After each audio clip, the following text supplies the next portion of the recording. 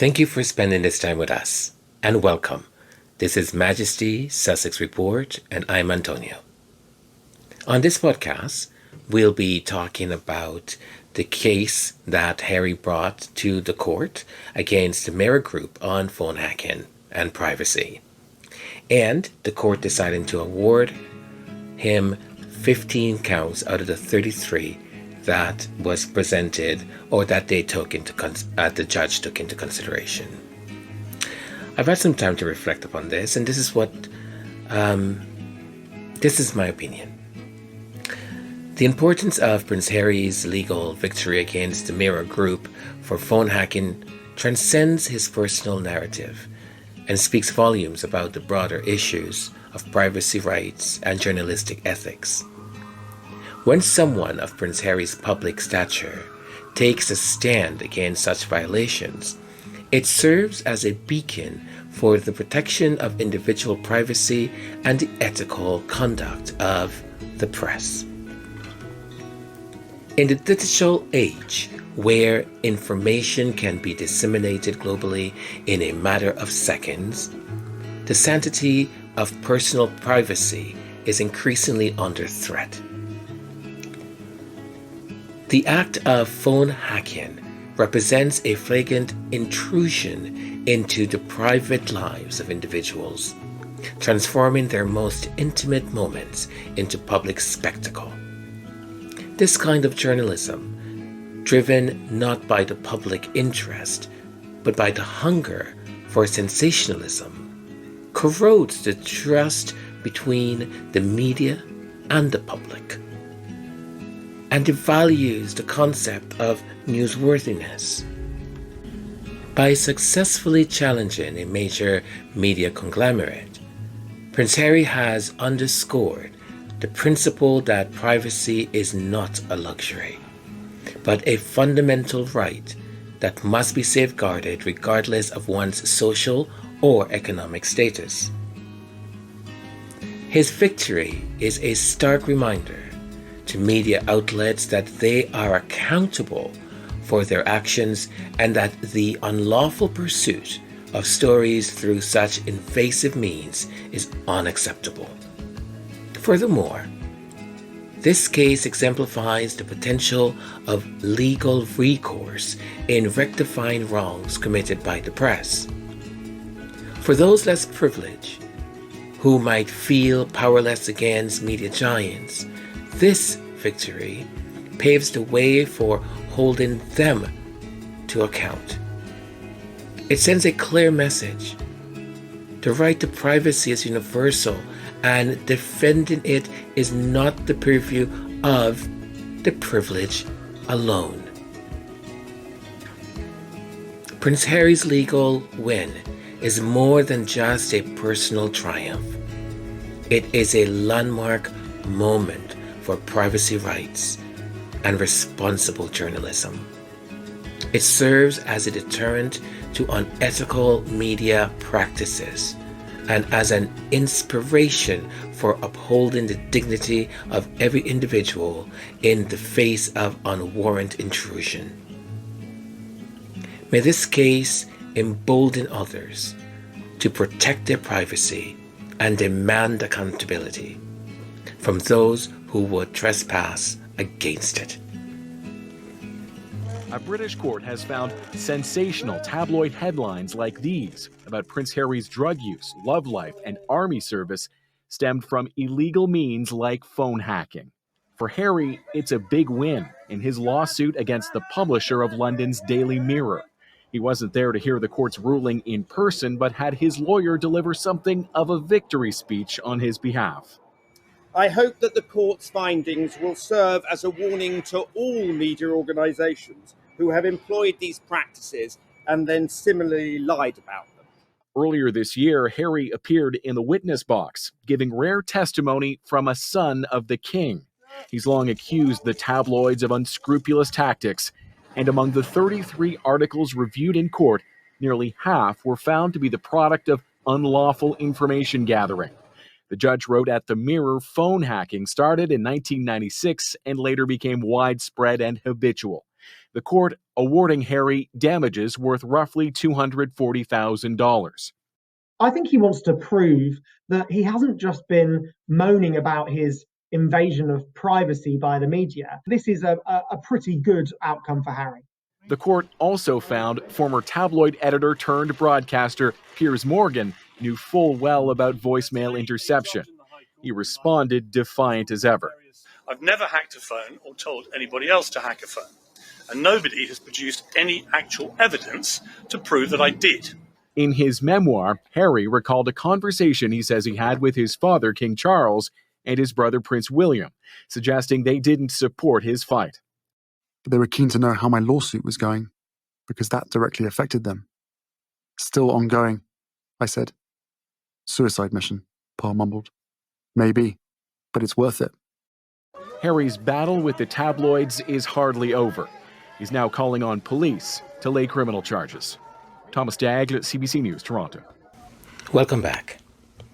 During my review of Chapter 3 of Omid Scobie's Endgame, I talked a little bit in frustration about what the possibility could be for King Charles' reign and how he may go down in history.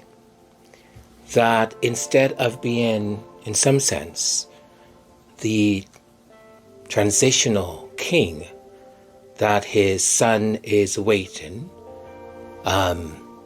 he could actually be a king of extreme impact and a king that would be remembered. And after I sort of ended that quick, perhaps rant, I really started to think about it. And the more I thought about it, I kept thinking, he could do this. It would take courage, but he could. And here's my thought. It could be, a turning point for the British monarchy that could redefine the fabric of the society and the role that media plays in that society. His Majesty King Charles III, a monarch who ascended to the throne with decades of preparation behind him, stands at a crossroad that is both historic and deeply personal. As the oldest to ascend to the British throne, King Charles III has witnessed firsthand the relentless and ruthless scrutiny of the tabloid press, a toxic tornado that has spread, and it just seems to poison the society. And no member of his family has been spared. Yet, in this area of change, there lies a golden opportunity for the king to take a bold step, one that his younger son, Prince Harry, has courageously charted, to stand up to the pervasive influence of the British tabloid media. This is not merely about settling scores of the past. It is about paving a future. The king has the chance to transform his reign from a transitional phase into a revolutionary era, a period that will be etched into the collective memory of the nation and indeed in the world. The monarchy has always evolved throughout times. Yet the relationship between the crown and the press remains in some ways a relic, untouched, untamed. By confronting this last bastion of the old guard, King Charles III can lead a change for accountability, for respect, and for a new ethos in the way stories are told and sold. Imagine a monarchy that does not survive but strive by redefining its relationship with the media, one that champions truth over scandals, privacy over intrusion, and integrity over sensationalism. This is not an unobtainable idea, but a vision that can be realized with the resolve of a leader who knows the weight of influence and the cost of silence. The tabloid culture has left a trail of devastation in its wake. Phone hacking, character assassination, and relentless invasions into private grief. By taking a stand, King Charles III can herald a new covenant for the press, one that respects the boundaries of the private lives of public figures while upholding the public's right to know. His Majesty's position of influence could dismantle this invisible contract between the press and the palace. By doing so, he may face the anger and the uproar of the tabloids. Yet what is leadership if not the courage to weather the storm for the greater good? What is a legacy if not the mark left on the fabric of time, changing the course of history for the better? Let your people know what you're doing, and they will back you if they understand what you're trying to accomplish and the good that it will do for the nation. King Charles III has the unique potential to reshape the monarchy, to lead by example, and call out the excesses of the press. By setting a new standard, he could secure the future of the monarchy, not through appeasement, but through a principled stand. In embracing this path, His Majesty would not be in the shadows of the late Queen Elizabeth II, but would be illuminating a new way forward. His reign could be remembered not for its length, but the depth of it, the depth of change, the depth of impact, and the depth of the courage to transform the crown for generations to come. The king has a choice: to be a monarch of transition, maintaining the status quo, or to be a monarch of transformation, reshaping the crown's role in a modern world. The path is clear. The cause is just. And the world is watching. May history remember King Charles III as the monarch who stood not for a throne, but for truth, for justice, and for the incredible legacy of change. Take the example of your younger son. You've left him alone for way too long.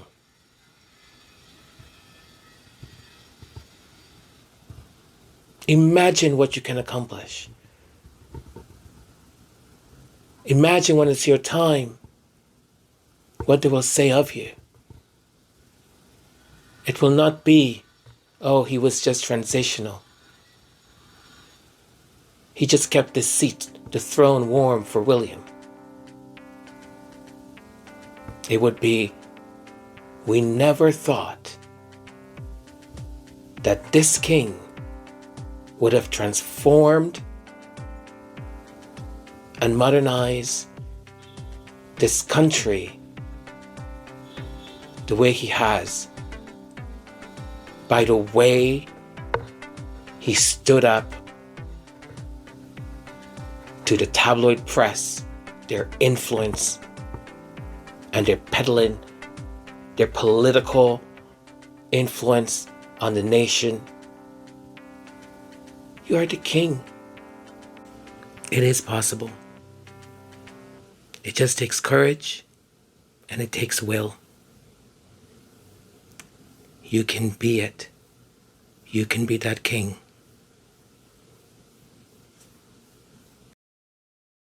The son of a newspaper journalist, I am in constant consciousness of how few people who have worked for British newspapers and who have ink in their blood have been open and honest about how awful their influence upon the body politic in this country has become.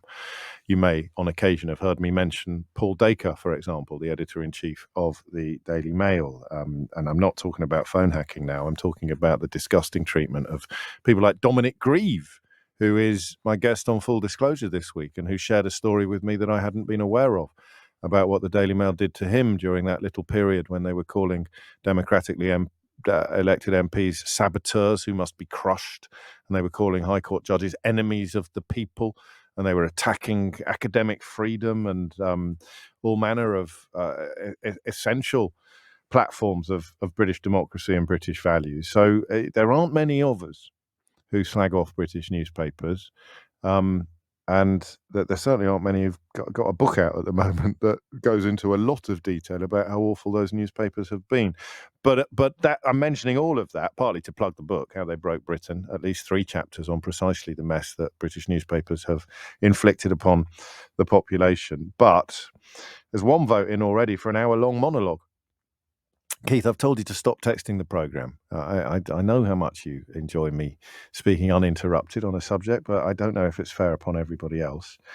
I also know that when phone hacking first became a phrase with which the British public was becoming familiar, you didn't really like talking about it. I mean, I should probably caveat that with the fact that the audience for this programme was about a fifth of the size of what it is now, but I don't think that's the point.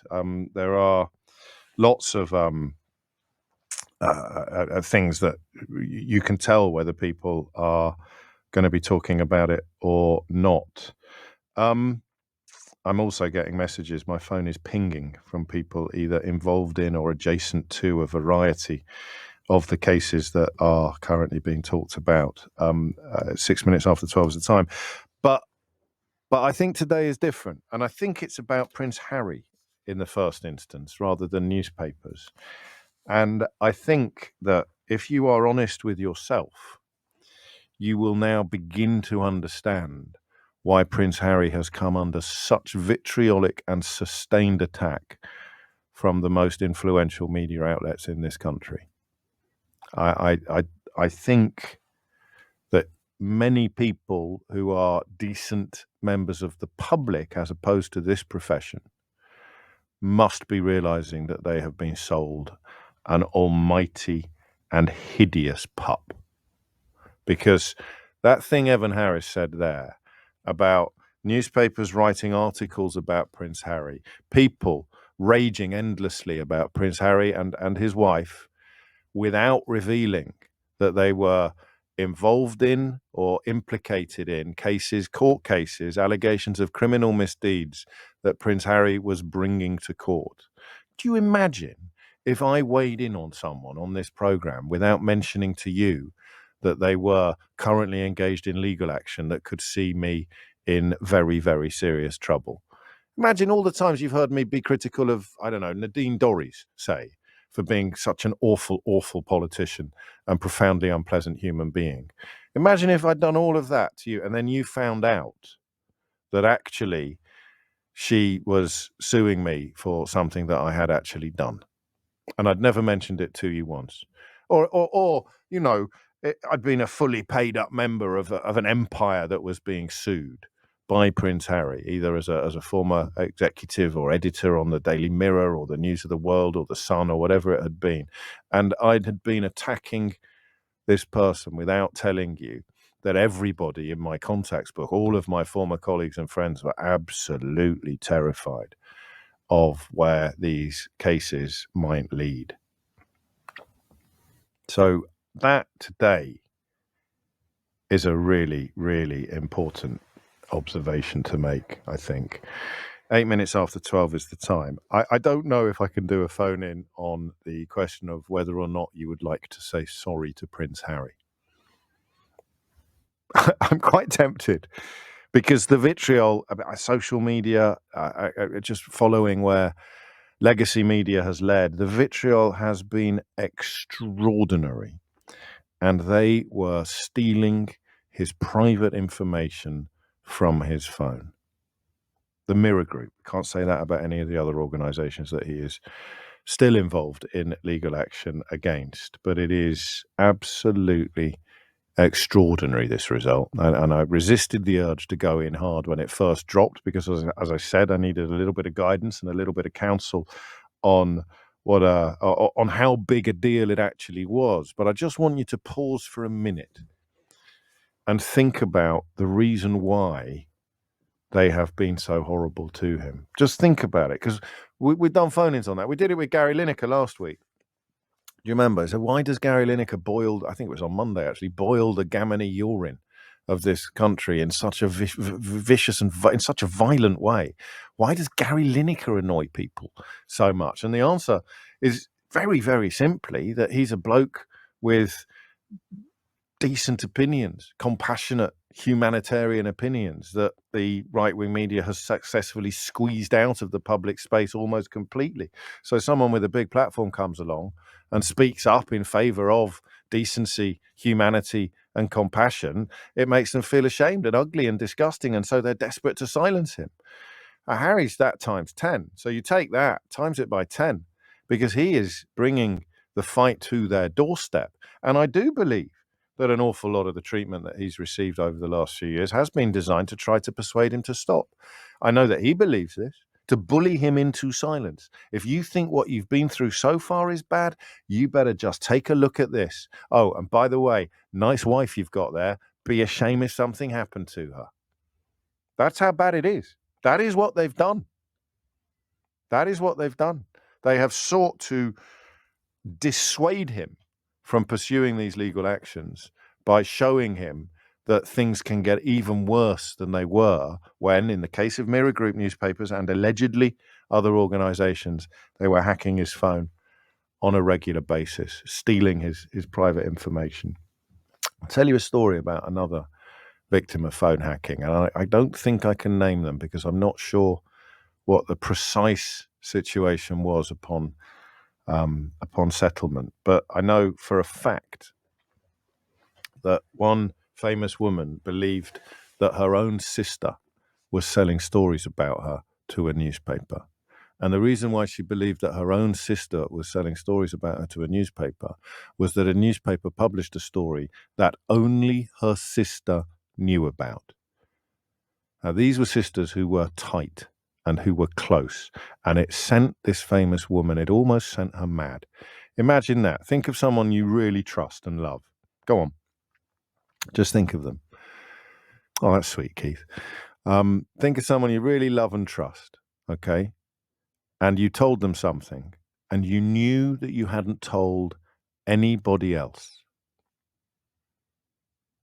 And then they left a message on your phone about it because they found out something or they had some useful advice for you, and they were getting on a plane or you didn't pick up or whatever it may have been.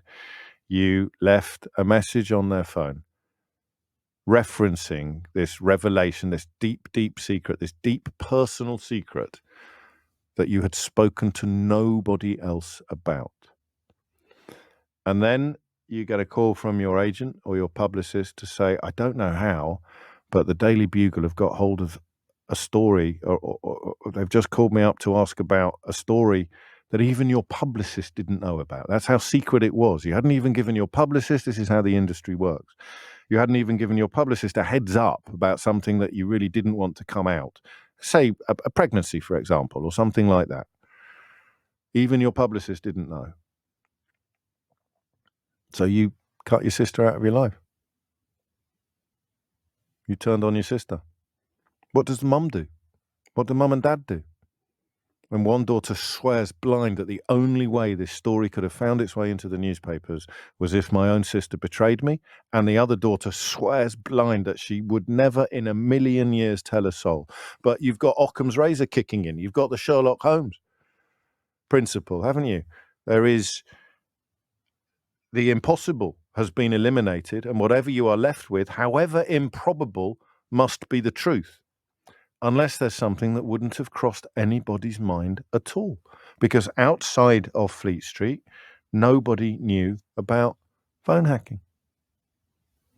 And so those sisters remained estranged.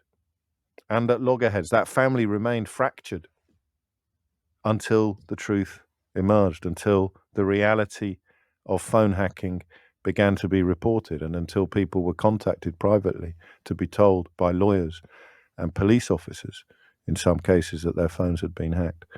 And another story I have for you, which is absolutely breathtaking. And it involves a famous woman being spotted coming out of a gynecology clinic on Harley Street. This isn't phone hacking. This is another practice by which people unlawfully get hold of information. And that meant that to the person who was following this famous person around, that meant that there was obviously a story with a gynecological dimension. And an hour or 3 after that famous woman had left that clinic, somebody claiming to be her rang the clinic and asked for details of the test. A complete flyer. Hi, it's James. It's James. I was just wondering if you got the results of the test that I did earlier. Except it's not James. It's someone completely different, and they get the results of the test, and it was a pregnancy test for a pregnancy that famous person wanted to terminate, and they obviously didn't want anybody anywhere in the world to know that they were having a termination, and that ended up in the paper as well.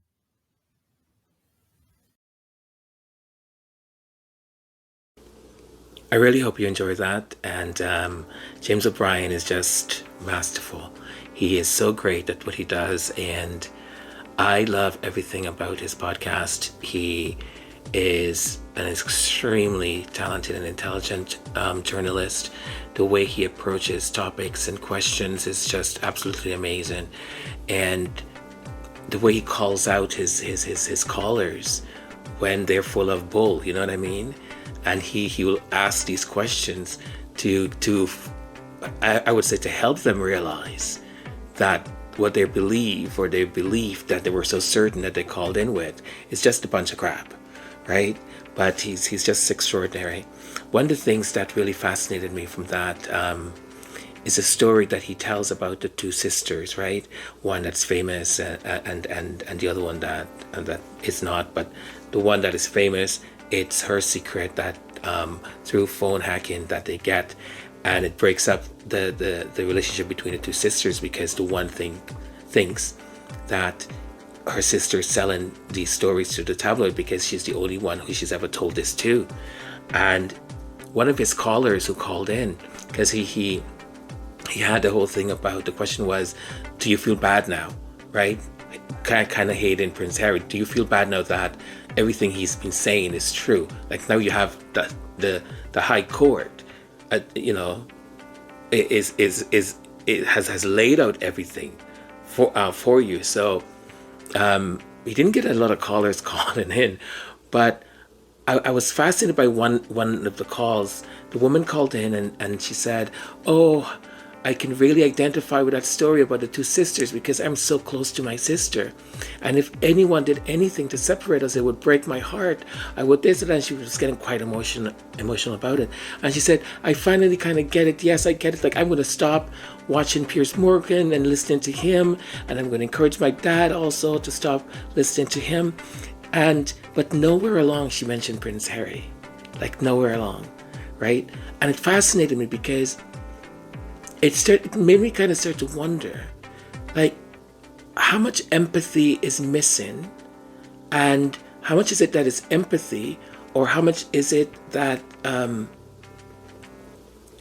Harry married a black biracial woman, or that they're so bought in to these stories, that the taxpayers paid £20 million for the wedding, and that's what she wanted. She didn't want that, by the way, and everyone loved her. She's the one who did all these things. She's mean to her dad, and bought into this sort of narrative about this woman that is not true, and the lack of having empathy for her has allowed people to put this sort of wall up of denial. It just fascinated me. And the other thing was that it takes for someone to have an identifiable experience in order to feel the empathy. You see what I mean? What I'm trying to get at? Like, she needed to identify like an almost twin situation or experience before she was able to have that aha moment. So she understood the two sisters, the experience, what the phone hacking did, breaking that family apart, the hurt, the pain, the suffering that it caused. So she got that because she has a sister who she loves and couldn't, fathom the thought of being away from her sister, or that their relationship being broken. But I don't think she got the rest. I don't think she thinks completely what Prince Harry is doing is noble, and any of that just sort of fascinates me. Anyways, folks, there is so much more I can add to today's podcast, but I think I'm going to rest it here because there's a lot out there. A lot of the shows on the UK media it's top of their storyline, and not all of them are good at. I don't know. It's interesting too, right? Because here's the prince who's done all of this stuff. He's basically won, right? Out of the 33 articles, he's won 15. He presented 100 and something. The judge said, I'll take these 33 because I think they have, they have meat on the bone, as we would say. And out of that, he said these 15 are the thing, right? So I'm fascinated how some journalists, some news presenter, TV presenters, even though they're saying, yeah, Harry, but then they go into this secondary narrative. Oh, the Mirror apologized. Oh, the Mirror, must have likely only hacked his phone, like maybe once or twice. Like they weren't listening to everything. Oh, well, what does he want, to destroy our press? Someone said, do we really need a strong press? That it was just, it fascinated me how these journalists were defending the indefensible, and at the same time kind of weaving in the narrative about Harry and whether or not he's doing this because he's been vindictive and he has mommy issues and whatever else. It's just really bizarre because these are journalists. I don't know. Like, I think journalism school in the UK needs to be rehauled. I don't know. I don't know. I don't know if it's just because of what station that person works for, or a newspaper organization. Maybe that's the tone, and they say those things because they have to, but it's just weird. You're a journalist, man. Anyways, so there's so much out there, but I think it kind of starts to get repetitive. I want to say to all of you what joy it was to see all of the comments in the section of the quick video I uploaded once the decision was made.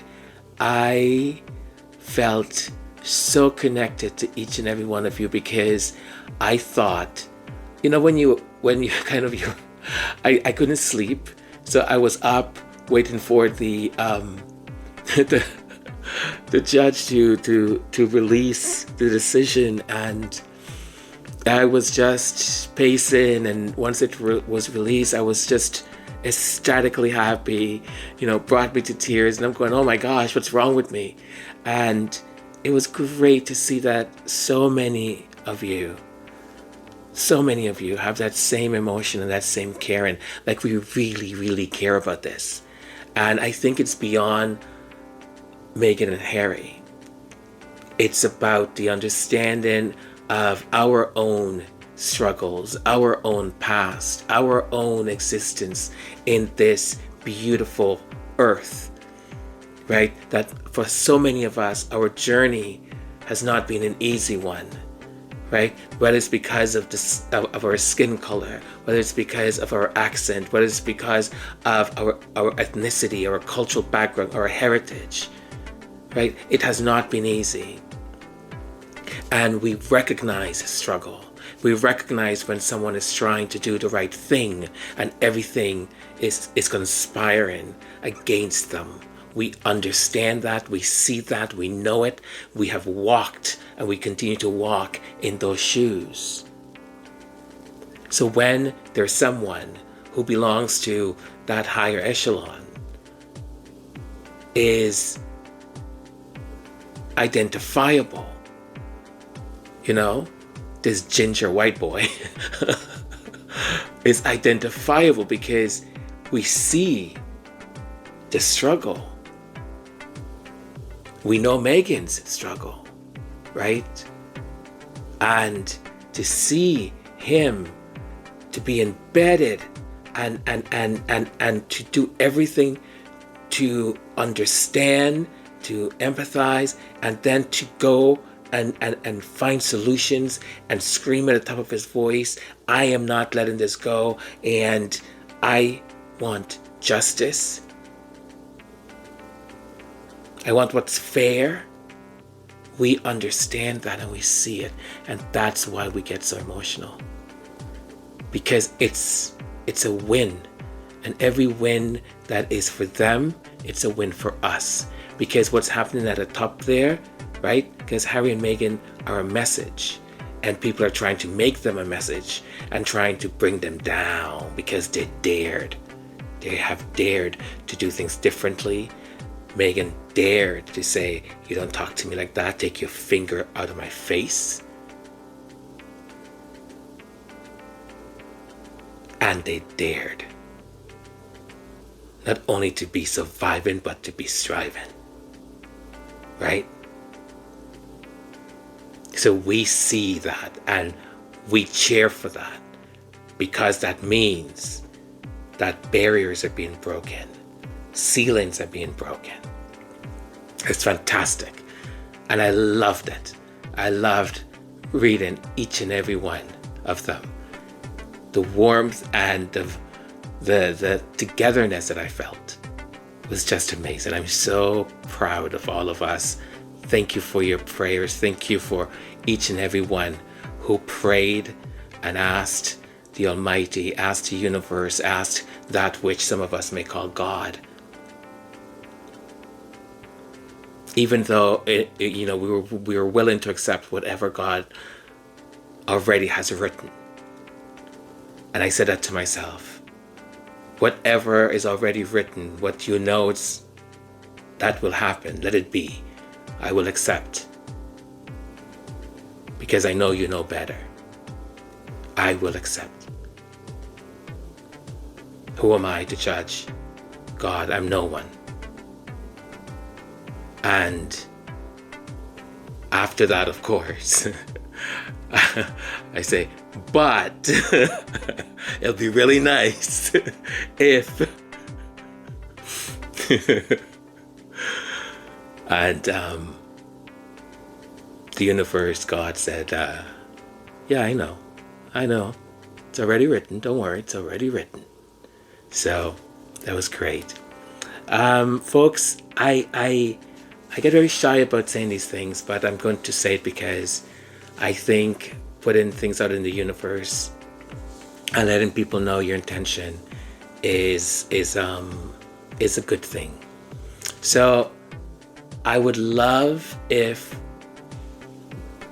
our channel could get to 1,000 subscribers by end of month. So we enter into the new year with about 1,000 subscribers. That would be amazing. So if you're new around and you've stuck around until now, please subscribe. It costs you nothing and it will make a difference to our little channel. And to my wonderful, beautiful mi gente subscribers, if there's anyone you think, a friend, a family member that will enjoy this kind of content, forward the channel to them, tell them to subscribe, and let's see if we can get to that 1,000 before end of month and head into that new year with 1,000 subscribers. That'll be just excellent, just wonderful. It kind of helps unlock certain things on the YouTube platform that will enable me to do more things and to create and have access to more tools. So that's the reason why. So likes and sharing and comments and subscribing, all of that helps. So thank you very much. So I'm going to wrap it up for now. Endgame Chapter 4 is coming tomorrow. I already have it almost done, and so you'll have it for tomorrow. Good? Excellent. Mi gente, be kind to yourself, my beautiful, beautiful, beautiful people. Be kind to yourself. Be kind to your loved ones. And be kind to the strangers, the ones that are just skipping through our path, or, are running towards grabbing that train or that subway or something, or trying to get the elevator or whatever it is. But that person we don't know, we'll never see again probably. Be kind to them. And stay well, okay? I love you, thank you, and I'm so proud and happy to be part of this community. I really am. You folks are freaking incredible. Until we speak again. I'm right here, and I stand tall. I will face my fears, and I won't run, there's no tears, 'cause I know that I'm ready for it. I'm right here, and I stand tall. I will face my fears, and I won't run, there's no tears, 'cause I know I was made for this chance. I'm not scared, no, I'm not scared of chance, 'cause I know I was made for this. Lines in the sand, I'm drawing my boundaries. Keep on looking down, but don't trip when you see a crown on me. Got a kingdom surrounding me, I'm not alone. I don't need much, I take them down with a couple stones. I feel it in my bones, I got the energy. Vision, I see the imagery. Smell the venom of enemies, seeing through all the trickery. Every joke, every lie, what was dark comes to light. What you thought was fossilized comes again, once or twice. Standing boldly, facing my rivals, they couldn't hold me. Locked and loaded, I'm ready. I've been waiting on this moment, no folding. Facing Goliath, and I know I see my triumph. Heart of a lion, no time to be frightened. Let's go. Giants, I'm not scared, no, I'm not scared of giants, 'cause I know I'll never lose. There's a different side of me, a side that you never knew. Pages are turning throughout this narrative. It's imperative that I fight this battle with excellence.